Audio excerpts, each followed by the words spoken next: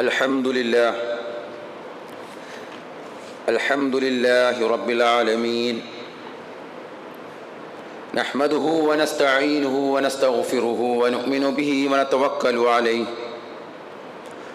ونعوذ بالله من شرور أنفسنا ومن سيئات أعمالنا من يهده الله فلا مضل له ومن يضلل فلا هادي له أشهد أن لا إله إلا الله وحده لا شريك له وأشهد أن محمدًا عبده ورسوله أرسله بالهدى ودين الحق ليظهره على الدين كله ولو كره المشركون اللهم صل على محمد وعلى آل محمد كما صليت على إبراهيم وعلى آل إبراهيم إنك حميد مجيد اللهم بارك على محمد وعلى آل محمد كما باركت على إبراهيم وعلى آل إبراهيم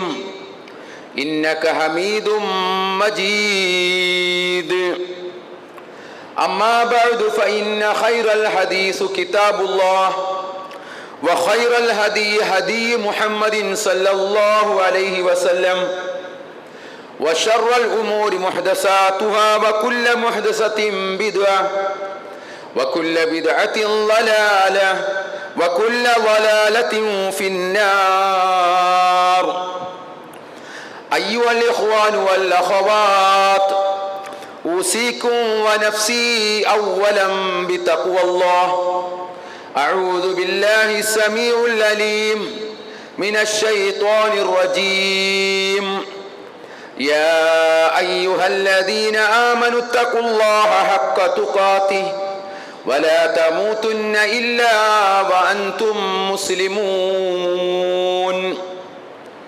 يا أيها الذين آمنوا اتقوا الله وقولوا قولا سديدا يصلح لكم أعمالكم ويغفر لكم ذنوبكم ومن يطع الله ورسوله فقد فاز فوزا عظيما بسم الله الرحمن الرحيم ربنا لا تزغ قلوبنا بعد إذ هديتنا وهب لنا من لدنك رحمة إنك أنت الوهاب.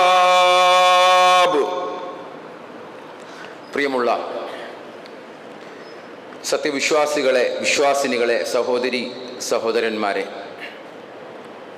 പ്രപഞ്ച സൃഷ്ടാവായ റബ്ബുൽ ആലമീനായ അള്ളാഹുവിൻ്റെ വിധിവിലക്കുകൾ ജീവിതത്തിൽ ഉടനീളം കൃത്യമായി പാലിച്ചുകൊണ്ട് തഖ്വയുള്ളവരായി ജീവിക്കണമേ എന്ന് എന്നെയും നിങ്ങളെയും ഈ സന്ദർഭത്തിൽ ഓർമ്മപ്പെടുത്തുകയാണ്, തഖ്വ കൊണ്ട് വസിയത്ത് ചെയ്യുകയാണ്.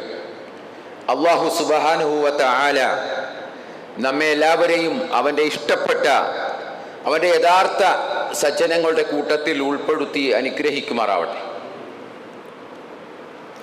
സഹോദരങ്ങളെ, അല്ലാഹു സുബ്ഹാനഹു വ തആല ഒരു മനുഷ്യന് നൽകുന്ന ഏറ്റവും വലിയ അനുഗ്രഹമാണ്, നിഅമത്താണ് ഹിദായത്ത് അഥവാ സന്മാർഗം എന്ന് പറയുന്നു.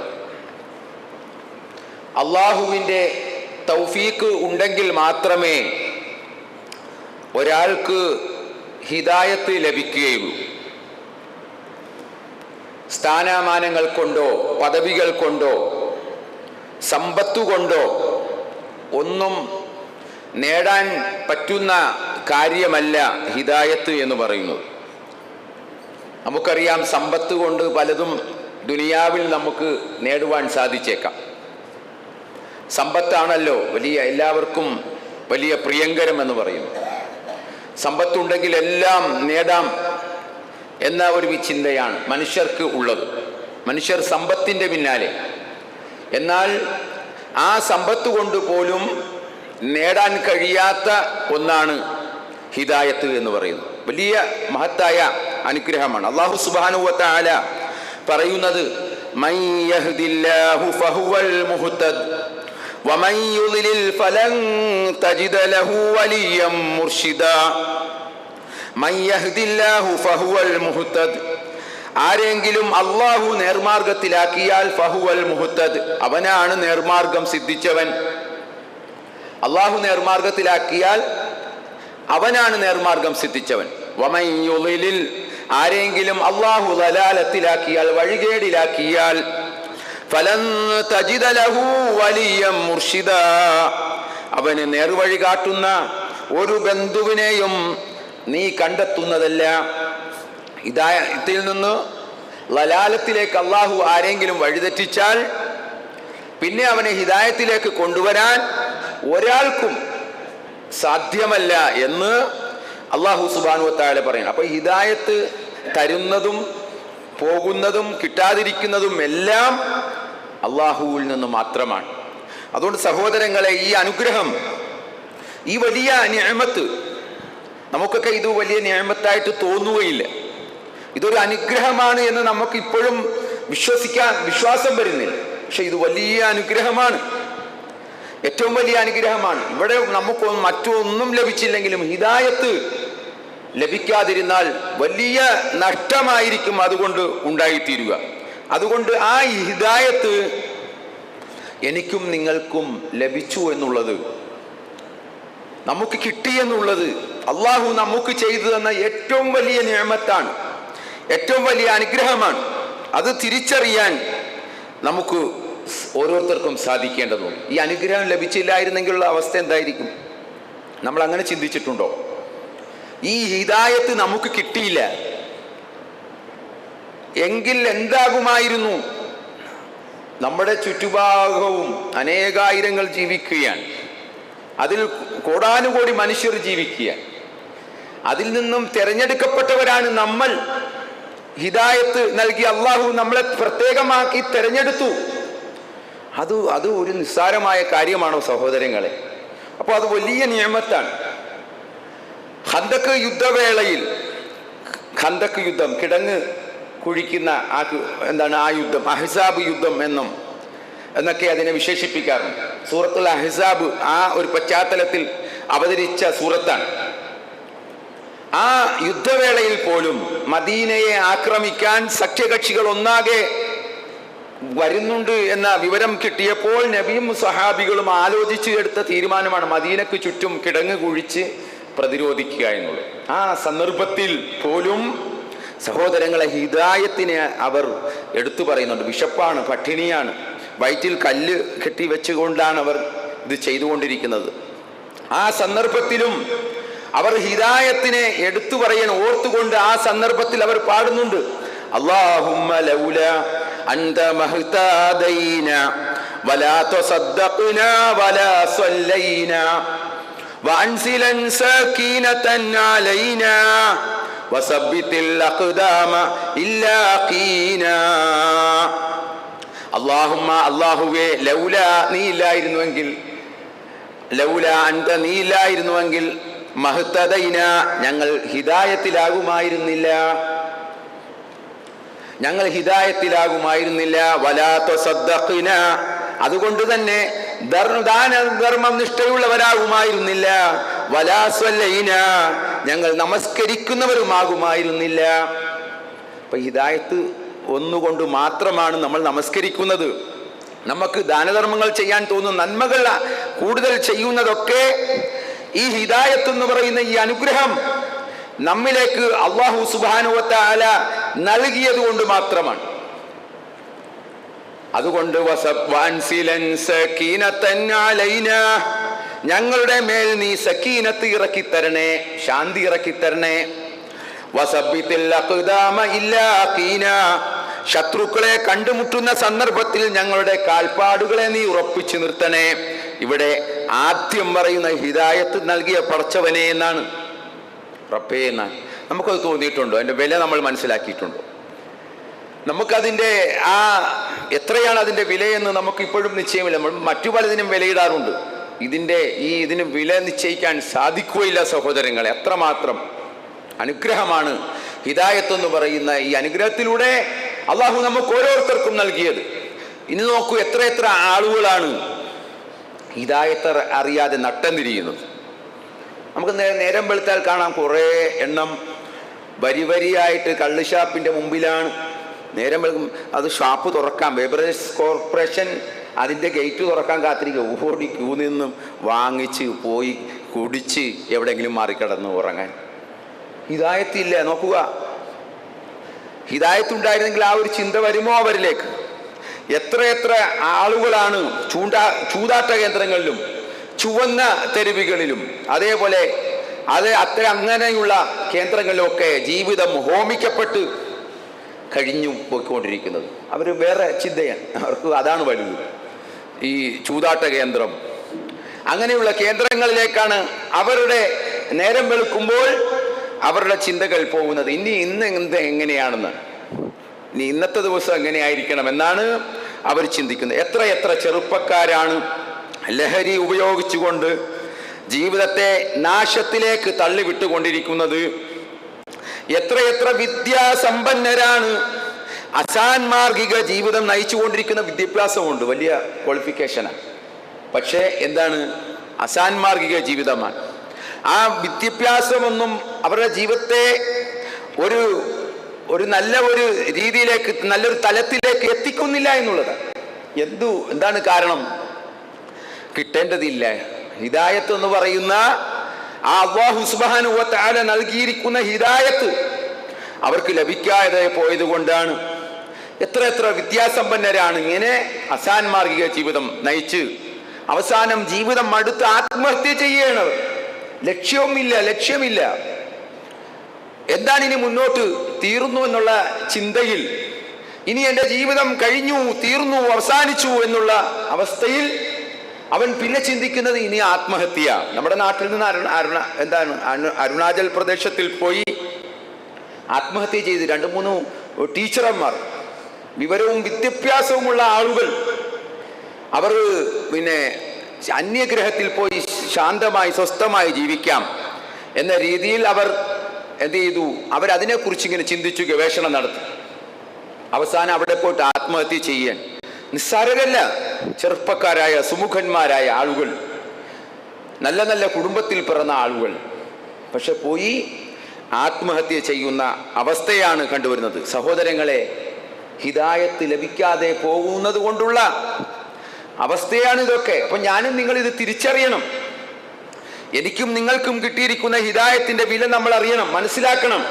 എന്നിട്ടോ ആ ഹിദായത്ത് അനുസരിച്ച് മുന്നോട്ട് പോകണം. നമുക്ക് പിന്നെ ഒരു നിരാശ അങ്ങനെ ഒന്നും നമുക്കുണ്ടാവും. നമ്മൾ നമസ്കരിക്കുമ്പോൾ അടുത്ത നമസ്കാരത്തിന് വരുമ്പോൾ പുതിയ നമസ്കാരമായിട്ട് തന്നെ നമ്മൾ നമസ്കരിക്കണം. മടുപ്പുണ്ടാകാൻ പാടില്ല. അത് എൻ്റെ ഹിദായത്ത്, എൻ്റെ റബ്ബ് എനിക്ക് നൽകിയ ഹിദായത്ത് കൊണ്ട് മാത്രമാണ് ഞാൻ ഈ പള്ളിയിലേക്ക് വലതുകാല് വെച്ച് പ്രവേശിച്ചു വന്ന് ഇവിടെ നിൽക്കുന്നത്, ഇവിടെ ഇരിക്കുന്നത് എന്നൊക്കെ ഉള്ള ചിന്തകൾ വേണം. നമസ്കാരം കഴിഞ്ഞ് തിരിച്ചു പോകും, അടുത്തതിന് വിളിക്കും. ഈ ഹിദായത്ത് എന്ന് പറയുന്ന അതിനകത്ത് കടന്ന് ഇരിക്കാൻ വേണ്ടിയാണ്, അതിനകത്ത് വെളിയിൽ പോകാൻ പാടില്ല. ഒരൽപ്പം എന്തെങ്കിലും സുഖം സൗകര്യം കിട്ടിയാൽ ചിലപ്പോൾ നമ്മൾ തെറ്റിപ്പോവും. എന്തെങ്കിലുമൊക്കെ ഒരൽപ്പം സുഖം നമുക്കിലേക്ക് വന്നാൽ പിന്നെ നമ്മൾ ഇതിനകത്തുനിന്ന് പോകാൻ സാധ്യതയുണ്ട്. അതുകൊണ്ടാണ് ഇത് എപ്പോഴും ഇങ്ങനെ കറങ്ങി നിൽക്കുന്നത്. ഒന്ന് കഴിയുമ്പോൾ അടുത്തതിലേക്ക് കഴിയുമ്പോൾ അടുത്തത് ഇങ്ങനെ പോയിക്കൊണ്ടിരിക്കുന്നത്. അപ്പോൾ ഹിദായത്തിൻ്റെ വിലയാണ്. സഹോദരങ്ങളെ, ഹിദായത്തിൻ്റെ വില നമ്മൾ മനസ്സിലാക്കണം. അബൂ താലിബിനെ കുറിച്ച് നമുക്കറിയാം. അബൂ താലിബ് ആരാണ്? നബിയുടെ മൂത്താപ്പ എന്ന് മാത്രമല്ല, നബിയുടെ 8 വയസ്സ് മുതൽ ഏതാണ്ട് 50 വയസ്സ് വരെ നബിയെ എല്ലാ വിധത്തിലും സംരക്ഷിച്ച 42 കൊല്ലക്കാലം നബിയെ നല്ലതുപോലെ നോക്കിയയാളാണ്, നല്ലതുപോലെ സംരക്ഷിച്ചയാളാണ്. നബിയുടെ പ്രബോധന കാലഘട്ടത്തിൽ തുടക്കത്തിൽ ശത്രുക്കളുടെ കഠിനമായ പീഡനങ്ങളും എതിർപ്പുകളും ഒക്കെ ഉണ്ടായപ്പോൾ ഒരു സംരക്ഷണമായി നിന്നതാണ് നബിയുടെ മൂത്താപ്പ. ഒരു സംരക്ഷണ കവചം തീർത്തു. നബിയെ വിട്ടുതരണമെന്ന് പറഞ്ഞു ആവശ്യപ്പെട്ടു വരുമ്പോൾ അവരെ ഓടിച്ചു കളയുന്ന അബൂ താലിബ് ഓടിച്ചു കളയും. പക്ഷേ നമുക്ക് റളിയല്ലാഹു അൻഹു ചൊല്ലാനുള്ള ഭാഗ്യം നമുക്കുമില്ല. എന്താ കാര്യം? അബൂ താലിബിന് ഹിദായത്ത് അള്ളാഹു കൊടുത്തില്ല. നബിയെ എല്ലാ വിധത്തിലും സംരക്ഷിക്കുകയാണ് അദ്ദേഹത്തെ കുറിച്ച് പറയുന്നു, വല്ലാഹി ലൻ യസിലു ഇലൈക ബിജംഇഹിം ഹത്താ വസദ ഫി തുറാബി ദഫീനാ. ഞാൻ ജീവിച്ചിരിക്കുന്ന കാലത്തോളം നിന്നെ ഒരാൾക്കും നിന്റെ ദേഹത്ത് ഒരു തരി മണൽ പോലും വീഴാൻ ഞാൻ ഒരാളെയും അനുവദിക്കുകയില്ല എന്ന് പറഞ്ഞ് മുഹമ്മദ് മുസ്തഫ സല്ലല്ലാഹു അലൈഹി വസല്ലമയ്ക്ക് ധൈര്യവും സ്ഥൈര്യവും നൽകിയ മൂത്താപ്പ, നബിയുടെ മൂത്താപ്പ. പക്ഷേ ഹിദായത്ത് എന്ന് പറയുന്ന മഹാഭാഗ്യം അദ്ദേഹത്തിന് കിട്ടാതെ പോയി, ലഭിക്കാതെ പോയി. ആ മരണ സമയത്ത് പ്രവാചകൻ സല്ലല്ലാഹു അലൈഹി വസല്ലമ അദ്ദേഹത്തെ സമീപിക്കുന്നുണ്ട്.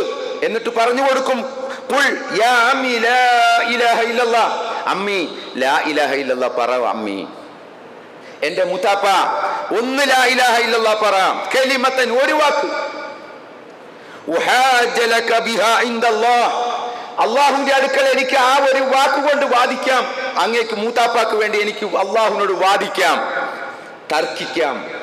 എന്റെ മൂത്താപ്പ ലാ ഇലാഹ ഇല്ലല്ലാഹ് ചൊല്ലിയാണ് മരിച്ചത് റബ്ബേ എന്നെനിക്ക് പറയാൻ കഴിയും മൂത്താപ്പ എന്ന് പറയുമ്പോൾ പരിസരത്ത് മറ്റുള്ളവരൊക്കെ നിൽപ്പുണ്ട്, നേതാക്കന്മാർ. അവർ പറയുകയാണ്, ഫഖാല അബൂജഹൽ വഅബ്ദുല്ലാഹി ഇബ്നു അബി ഉമയ്യ, അബൂജഹലും അബി ഉമയ്യത്തും പറയുകയാണ്, അതർഗബു അൻ മില്ലത്തി അബ്ദുൽ മുത്തലിബ്, നിങ്ങൾ അബ്ദുൽ മുത്തലിബിന്റെ മില്ലത്ത് ഉപേക്ഷിക്കുകയാണോ? ചിലരൊക്കെ ഇങ്ങനെ പറയത്തില്ലേ, ഈ പാരമ്പര്യം ബാധിച്ചു വരും, നമ്മൾ ഇങ്ങനെ പോവാണോ, തെറിച്ചു പോവാണോ, ഭിന്നിച്ചു പോവാണോ, ഉപ്പാപ്പാനെ മറന്നോ, ബാപ്പാനെ മറന്നോ എന്നൊക്കെ ചോദ്യം വരും. യഥാർത്ഥമായ ഹിദായത്ത്, ആ ഹിദായത്തിൽ ജീവിക്കാൻ നമ്മൾ ശ്രമിച്ചാൽ നമ്മുടെ കൂട്ടത്തിൽ നിന്നും വരുന്ന വർത്തമാനങ്ങൾ അന്ന് വരികയാണ്. അപ്പൊ ഇതിന്റെയൊക്കെ പാരമ്പര്യം പോയി നിൽക്കുന്നത് അവിടെയാണ്, ഈ അബ്ദുൽ മുത്തലിബിന്റെ പാരമ്പര്യത്തിലാണ് പോയി നിൽക്കുന്നത്. അപ്പൊ അബ്ദുൽ മുത്തലിബിന്റെ പാരമ്പര്യം ഒന്നും വേറെയാണ് എന്ന് നമ്മൾ തിരിച്ചറിയണം, മനസ്സിലാക്കണം. മൂത്താപ്പ എന്താണ് അവർ ചോദിക്കുകയാണ് ഈ അബൂ താലിബിനോട്, അതർഗബു അൻ മില്ലത്തി അബ്ദുൽ മുത്തലിബ്, അബ്ദുൽ മുത്തലിബിന്റെ മില്ലത്ത് കൈവിടുകയാണോ എന്ന് ചോദിക്കുക. നബി വീണ്ടും പറയുന്നുണ്ട്, മൂത്താപ്പ ഒന്ന് ലാ ഇലാഹ ഇല്ലല്ലാഹ് പറ മൂത്താപ്പ, നബിയാണല്ലോ, പ്രവാചകന് ഒരുപാട് സ്നേഹമുള്ള വ്യക്തിയാണ്, പരസ്പരം അങ്ങോട്ടും ഇങ്ങോട്ടും. അങ്ങനെ അവസാനം അപ്പൊ ഇവരും പറയുന്നുണ്ട്, ഇങ്ങനെ ചോദിക്കുന്നുണ്ട്, പറയുന്നുണ്ട്, അദ്ദേഹത്തെ അതിനകത്ത് നിന്ന് പിന്തിരിപ്പിക്കുന്നുണ്ട്. അവസാനം അദ്ദേഹം പറയുന്ന വാക്ക് ഖാല അബൂ താലിബ്, അബൂ താലിബ് പറയുകയാണ്, ആഖിറു കല്ലമഹും അലാ മില്ലത്തി അബ്ദുൽ മുത്തലിബ്. നമ്മൾ പറയത്തില്ല അലാ മില്ലത്തി റസൂലുള്ളാഹി സ്വല്ലല്ലാഹു അലൈഹി വസല്ലം എന്ന് പറഞ്ഞ പോലെ ഇദ്ദേഹം പറയാണ്, മൻകാന ആഖിറു കലാമിഹി ഖൗലു ലാ ഇലാഹ ഇല്ലല്ലാഹ് ദഖലൽ ജന്ന, ആരുടെയെങ്കിലും അവസാന വാക്ക് ലാ ഇലാഹ ഇല്ലല്ലാഹ് എന്നായാൽ അവൻ ദഖലൽ ജന്ന, സ്വർഗ്ഗത്തിൽ പ്രവേശിച്ചു എന്നാണ്. ഇദ്ദേഹം പറയുകയാണ്, അദ്ദേഹത്തിന്റെ അവസാന വാക്ക് അലാ മില്ലത്തി അബ്ദുൽ മുത്തലിബ്, ഞാനിതാ അബ്ദുൽ മുത്തലിബിന്റെ മില്ലത്തിലായിക്കൊണ്ട് മരിക്കുന്നു. നോക്കുക സഹോദരങ്ങളെ, പ്രവാചകന് വല്ലാത്ത വിഷമമായി, പ്രയാസമായി.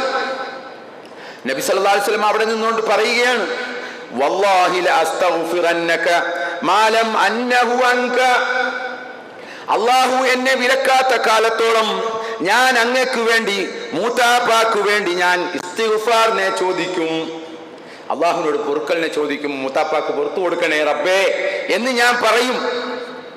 മൂത്താപ്പാക്ക് പുറത്തു കൊടുക്കണേ, എന്റെ മൂത്താപ്പാക്ക് നീ പുറത്തു കൊടുക്കണേ റബ്ബേ എന്ന് ഞാൻ ഇങ്ങനെ പറയും റബ്ബിനോട്. അല്ലാഹു സുബ്ഹാനഹു വ തആല ആയത്ത് അവതരിക്കുകയാണ്. ശിർക്കിന്റെ ഗൗരവം നാം ഓരോരുത്തരും തിരിച്ചറിയണം. ശിർക്ക് ചെയ്താൽ എത്ര വലിയ കോജയാണെങ്കിലും എത്ര വലിയ ആളാണെങ്കിലും യാതൊരു രക്ഷയുമില്ല.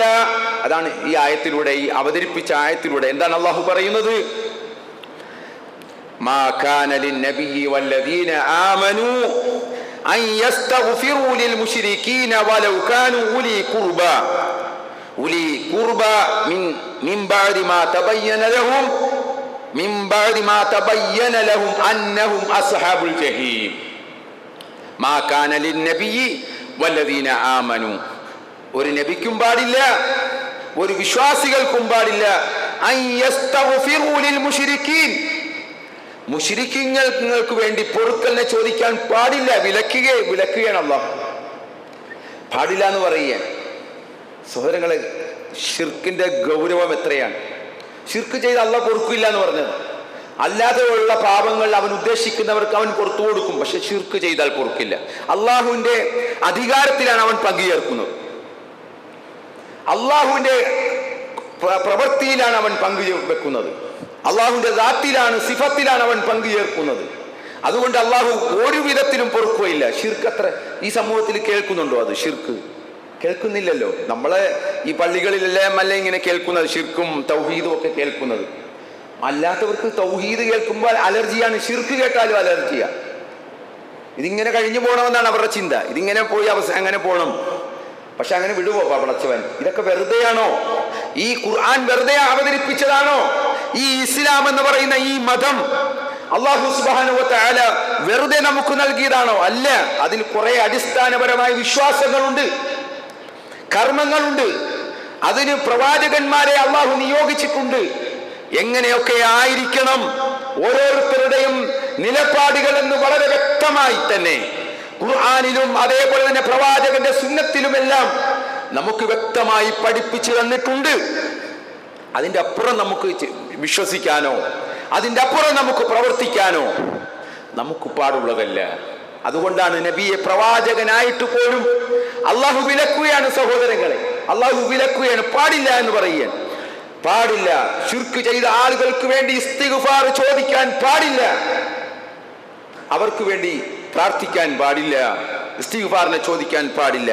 മിൻ ബഅദി മാ തബയ്യന ലഹും അന്നഹും അസ്ഹാബുൽ ജഹീം.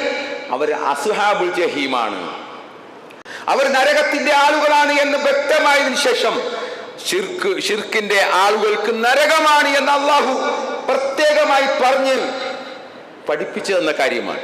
ഷിർക്കിന്റെ ആളുകൾ നരകത്തിൽ ഒരു ഇതുമില്ല. നാളെ അന്ത്യനാളില് കുറെ ആളുകളെ അള്ളാഹുവിന്റെ കാരുണ്യം കൊണ്ട് നരകത്തിൽ നിന്നൊരു കോരലുണ്ട്. ആ കോരലിലും ഇവർ പെടുകയില്ല എന്ന്. നരകത്തിൽ നിന്ന് കുറെ ആളുകളെ പിന്നെയും അള്ളാഹുവിന്റെ കാരുണ്യം കൊണ്ട് രക്ഷപ്പെടുത്തുമെന്നാണ്. അപ്പോഴും ഇവർക്ക് ചാൻസ് ഇല്ല, ഷിർക്ക് ചെയ്തവർക്ക് ചാൻസ് ഇല്ല.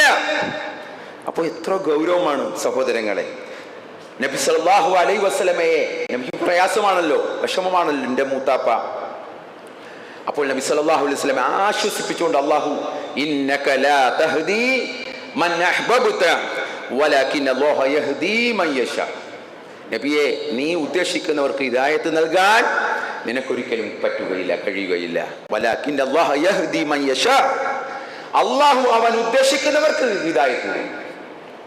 അതാണ് ഹിദായത്തിന്റെ വില എന്ന് പറയുന്നത്. അപ്പോൾ സഹോദരങ്ങൾ, ഇങ്ങനെ ഇസ്ലാമിക ചരിത്രത്തിൽ ഖുർആൻ പഠിച്ചാൽ ഒക്കെ ഹിദായത്ത് കിട്ടാതെ പോകുന്ന പ്രമുഖരായ ആളുകൾ, പ്രമുഖരായ കുടുംബത്തിൽ പ്രവാചകന്മാരുടെ സന്തതികൾ, പ്രവാചകന്മാരുടെ ഭാര്യമാർ ഹിദായത്ത് ലഭിക്കാതെ പോകുന്നു. അപ്പോൾ ഇവിടെ ഈ കൂടിയിരിക്കുന്ന ഞാനും നിങ്ങളും ഒക്കെ ഹിദായത്തിനെ തിരിച്ചറിയണം, അതിൻ്റെ വില അറിയണം. നൂഹ് നബിക്ക് കിട്ടി, മകനും അദ്ദേഹവുമായി കിടപ്പറ പങ്കുവച്ച, ജീവിതം പങ്കുവച്ച ഭാര്യക്ക് ആ ഭാഗ്യമുണ്ടായില്ല, ആ ഭാഗ്യം ലഭിച്ചില്ല. അതേപോലെ തന്നെ ഇബ്രാഹിം എന്ന മകന് ലഭിച്ചപ്പോൾ അദ്ദേഹത്തിന്റെ പിതാവ് അത് ലഭിക്കാതെ പോയി. ഒരു ശത്രുവായിട്ട്, ലോകത്തെ ക്രൂരനായ ഒരു ഭരണാധികാരി എന്ന് ഖുർആൻ വിശേഷിപ്പിച്ചിട്ടുള്ള, ലോകത്ത് അറിയപ്പെടുന്ന ഫിർഔൻ, ആ ഫിർഔനിന് ഹിദായത്ത് ലഭിച്ചില്ല. പക്ഷെ ആ ഫിർഔന്റെ കൂടെ ഭാര്യാവൃത്തിയിൽ ഏർപ്പെട്ടിരുന്ന, ഭാര്യയായി ജീവിച്ചിരുന്ന ആ ആസിയ ബീവിക്ക് അല്ലാഹു സുബ്ഹാനഹു വ തആല ഖുർആനിൽ പറയുകയാണ്, وضرب الله مثلا للذين آمنوا امرأة فرعون إذ قالت رب ابن لي عندك بيتا في الجنة ونجني من فرعون وعمله ونجني من القوم الظالمين. وضرب الله مثلا للذين آمنوا امرأة فرعون.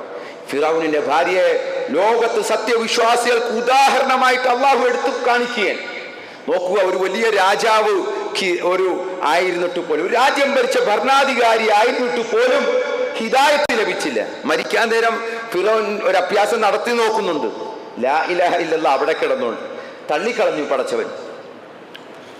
ചെങ്കടലിൽ മുങ്ങി താഴുന്ന ആ സമയത്ത് ഫിർഔൻ ഒരു മാറ്റം അദ്ദേഹം പറയുന്നുണ്ട് അവിടെ കിടന്നുകൊണ്ട്. ഞാൻ പിന്നെ മൂസായുടെ റബ്ബിൽ ഞാനിതാ വിശ്വസിച്ചിരിക്കുന്നു. തള്ളിക്കളഞ്ഞു, റബ്ബ് സ്വീകരിച്ചില്ല. ലോകർക്ക് ദൃഷ്ടാന്തമാക്കുമെന്നാ പറഞ്ഞു. പിന്നീട് വരുന്നവർക്ക് ഞാൻ നിന്നെ ദൃഷ്ടാന്തമാക്കി മാറ്റുമെന്ന് അള്ളാഹു പറഞ്ഞു. കൊടുത്തില്ല, അവിടെ അവസരം കൊടുത്തില്ല. സഹോദരങ്ങളെ, ആ അവസരമാണ്, ആ ഒരു വലിയൊരു മഹാഭാഗ്യമാണ് നമുക്ക് ഓരോരുത്തർക്കും ലഭിച്ചത് എന്ന് തിരിച്ചറിഞ്ഞുകൊണ്ട് ആ ഹിദായത്തിൽ അടിയുറച്ചു നിൽക്കുവാൻ അല്ലാഹു സുബ്ഹാനഹു വ തആല എന്നെയും നിങ്ങളെയും അനുഗ്രഹിക്കുമാറാവട്ടെ.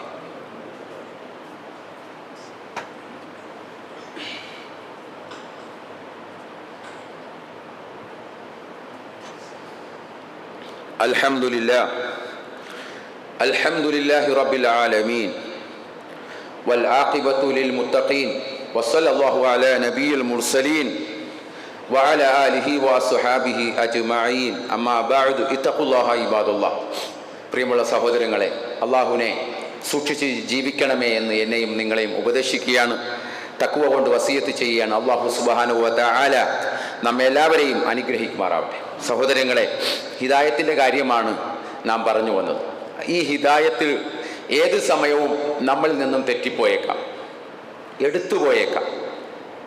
നമ്മളൊന്നും വിചാരിക്കേണ്ട ഹിദായത്ത് എന്നും എന്നും എന്നോടൊപ്പം ഉണ്ടാകുമെന്ന്. ഏത് സമയം നമ്മളൊന്ന് ശ്രദ്ധിച്ചില്ലെങ്കിൽ പോയിപ്പോകും. അതുകൊണ്ട് ആ ഹിദായത്തിനെ നമ്മളെപ്പോഴും റബ്ബിനോട് ചോദിച്ചു കൊണ്ടിരിക്കണം.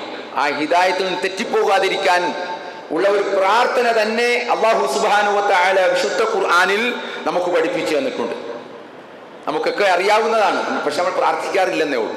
നമുക്കറിയാം അല്ലാഹ് എന്താണ്, റബ്ബനാ ലാ തുസിഗ് ഖുലൂബനാ ബഅദ ഇദ് ഹദൈതനാ വഹബ് ലനാ മിൻ ലദുൻക റഹ്മ ഇന്നക അൻതൽ വഹ്ഹാബ്.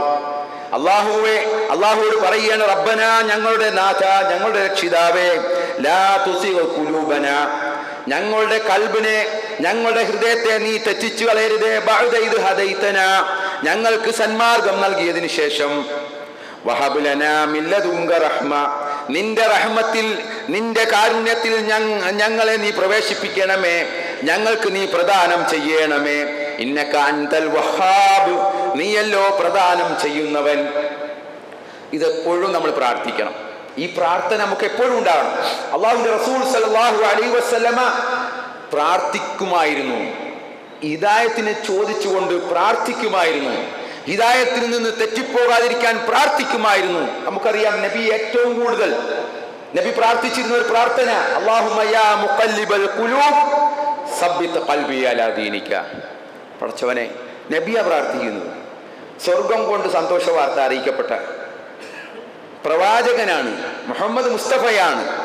ലോകത്ത് അവസാന നാളിൽ ലോകർക്ക്, വിശ്വാസികൾക്ക് ശഫാഅത്ത് നൽകുന്ന പ്രവാചകൻ. അള്ളാഹുവിനോട് പറയുമ്പോൾ അത് അള്ളാഹു വിലക്കെടുക്കുന്ന, മുഖവിലക്കെടുത്തുകൊണ്ട് ആ ശുപാർശക്ക് അള്ളാഹു അവസരം കൊടുക്കുന്ന പ്രവാചകൻ മുഹമ്മദ് മുസ്തഫ സല്ലല്ലാഹു അലൈഹി വസല്ലം. ഏഴാൻ ആകാശത്ത് പോയി കടന്നു വന്ന ജിബ്രീലുമായി പോയി അവിടെയെല്ലാം കണ്ടുവന്ന, സ്വർഗം കണ്ടു, നരകം കണ്ടുവന്ന, നരകത്തിൽ ഏറ്റവും കൂടുതൽ സ്ത്രീകളാണ് എന്ന് ആ സമയത്ത് പറഞ്ഞ ആ പ്രവാചകനാണ് സഹോദരങ്ങളെ ഇങ്ങനെ പ്രാർത്ഥിക്കുന്നത്, അല്ലാഹുമ്മ യാ മുഖല്ലിബൽ ഖുലൂബ് സബ്ബിത് ഖൽബി അലാ ദീനിക. സഹാബത്തിന്റെ അടുത്ത് നിന്നുകൊണ്ട് നബി ഇങ്ങനെ പ്രാർത്ഥിക്കുന്നു. ഈ പ്രാർത്ഥന ധാരാളം. സഹാബത്ത് ചോദിച്ചു, നബിയെ, ഞങ്ങൾ തെറ്റിപ്പോകുമോ? ഞങ്ങൾ തെറ്റിപ്പോകുമോ? ഞങ്ങളെക്കുറിച്ച് അങ്ങ് ഭയപ്പെടുകയാണോ എന്ന് സഹാബത്ത് ചോദിക്കുന്നുണ്ട്. നബി ഒരിക്കൽ പറയുന്നുണ്ട്, നിങ്ങളുടെ കൂട്ടത്തിൽ ഒരാൾ നരകത്തിലായിരിക്കും. സഹാബത്തിനെയാണ്, അവിടെ കുറേ സഹാബികൾ കൂടി നിൽപ്പുണ്ട്. ആ സമയത്താണ് നബി ഇത് പറയുന്നത്. കുറേ സഹാബത്ത്, അബൂ ഹുറൈറ ഉൾപ്പെടെയുള്ള പ്രമുഖരായ ആളുകളൊക്കെ ആ കൂട്ടത്തിലുണ്ട്. പക്ഷേ ആ കൂട്ടത്തിൽ ഒരു സഹാബി ഉണ്ടായിരുന്നു, റജ്ജാൽ എന്ന് പറയുന്ന സഹാബി. റജ്ജാൽ സഹാബിയാണ്, വെറും സഹാബിയല്ല. അദ്ദേഹത്തിന് ഹിഫ്ള് ഉള്ള, ഖുർആൻ മനപ്പാടമുള്ള ആളാണ്.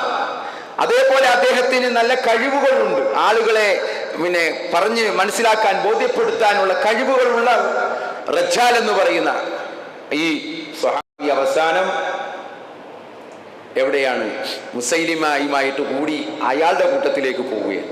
അങ്ങനെ കാഫിറായിട്ടാണ് മരിക്കുന്നത്. ഉമർ റളിയല്ലാഹു അൻഹുവിന്റെ സഹോദരനാണ് അദ്ദേഹത്തെ കൊല്ലുന്നത് ഈ യമാമ യുദ്ധത്തിൽ. നമ്മൾ മനസ്സിലാക്കണം, സ്വഹാബിയാണ് തെറ്റിപ്പോയത്. അപ്പോൾ തെറ്റിപ്പോകാം. അവിടെ നിന്ന് ഇങ്ങോട്ട് വന്നാൽ നമ്മുടെ ഈ കാലഘട്ടത്തിൽ എത്ര ആളുകളാണ് ഹിദായത്തിൽ നിന്നും തെറിച്ചു പോകുന്നത്. എത്ര പണ്ഡിതന്മാർ, ഖുർആൻ കയ്യിലെടുത്ത് പഠിച്ച പണ്ഡിതന്മാർ, അർത്ഥങ്ങളും ഒക്കെ കൃത്യമായി മനസ്സിലാക്കി ഉൾക്കൊണ്ട ആളുകൾ, എത്ര ആളുകൾ. ഞാൻ നോക്കുമ്പോൾ ഒരു സുല്ലമിയും വേറൊരു മദനിയും തമ്മിൽ വാദപ്രതിവാദം, സംവാദം. ഖുർആൻ ദൈവികമാണോ? ഒരു സുല്ലമി പറയുന്നു ഖുർആൻ ദൈവികമല്ല. നോക്കുക, സുല്ലമിയാണ്. സുല്ലമുസ്സലാം അറബി കോളേജിൽ പഠിച്ച ഒരാളാണ്. അദ്ദേഹം പറയുന്നു ഖുർആൻ ദൈവികമല്ല. പിന്നെയും അദ്ദേഹത്തിന് കുറെ തെറ്റുകൾ ഇസ്ലാമിൽ നിന്നും കണ്ടെത്തി. അദ്ദേഹം എന്താണ് പറഞ്ഞത്? ഈ അല്ലാഹു അല്ലാത്തവരോട് പ്രാർത്ഥിച്ച് ശിർക്ക് പൊറുക്കത്തില്ല എന്ന് ആരാ പറഞ്ഞത്? ശിർക്ക് അത്ര വലിയ ഗൗരവമുള്ള വിഷയമാണോ?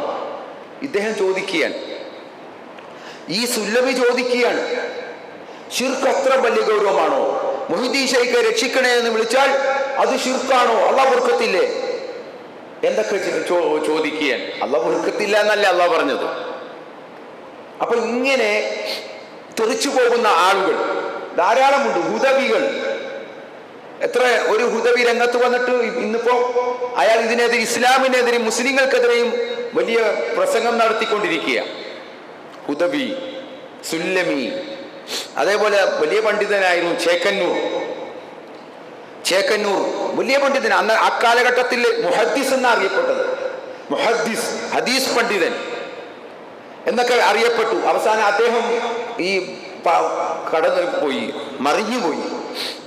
അദ്ദേഹം 5 നേരത്തെ നമസ്കാരം 3 നേരം മതി എന്ന് പറഞ്ഞു. അബൂ ഹുറൈറ റളിയല്ലാഹു അൻഹുവിനെ പോലെയുള്ളവർ ജൂതനാണ് എന്ന് പറഞ്ഞു. അതേപോലെ നമസ്കരിച്ച് കഷ്ടപ്പെടുന്നവർക്കും കഷ്ടപ്പാടോട്ട് നമസ്കരിക്കാത്തവർക്കും എന്ന് പറഞ്ഞുകൊണ്ടാണ് അദ്ദേഹത്തിന്റെ പ്രഭാഷണത്തിന് പരസ്യം കൊടുത്തിരിക്കുന്നത്. തറാവീഹ് ഇല്ല, അതൊക്കെ ഈ അബൂ ഹുറൈറ ഉണ്ടാക്കിയതാണെന്നൊക്കെ പറഞ്ഞൊരു തെറ്റിദ്ധരിപ്പിച്ചുകൊണ്ട് ആ അബൂ ഹുറൈറ റളിയല്ലാഹു അൻഹുവിനെ വ്യാപകമായി എന്ത് ചെയ്യാണ്, കുറ്റം പറഞ്ഞുകൊണ്ട് പുറത്തു പോവുകയാണ്. അപ്പോൾ പണ്ഡിതന്മാരെന്നോ പാമരന്മാരെന്നോ വ്യത്യാസമില്ല. നമ്മൾ ഈ കാര്യത്തിൽ നമ്മൾ എപ്പോഴും അള്ളാഹുവിനോട് ചോദിച്ചുകൊണ്ടിരിക്കണം, ഹിദായത്തിനെ ചോദിച്ചുകൊണ്ടിരിക്കണം. അള്ളാഹു സുബ്ഹാനഹു വ തആല നമ്മെ എല്ലാവരെയും അവന്റെ മഹത്തായ ഈ അനുഗ്രഹത്തിൽ അള്ളാഹു നമ്മെ എല്ലാവരെയും ഉറപ്പിച്ച് നിർത്തുമാറാവട്ടെ.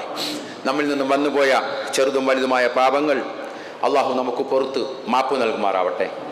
മുസ്ലിമായി ജീവിക്കുവാനോ ഈമാനോടുകൂടി മരിക്കുവാനുമുള്ള തൗഫീഖ് അള്ളാഹു നമുക്ക് എല്ലാവർക്കും പ്രദാനം ചെയ്യുമാറാവട്ടെ. اللهم اغفر للمؤمنين والمؤمنات المسلمين والمسلمات الأحياء منهم والأموات إنك مجيب الدعوة يا قاضي الحاجات. اللهم ربنا آتنا في الدنيا حسنة وفي الآخرة حسنة وقنا عذاب النار.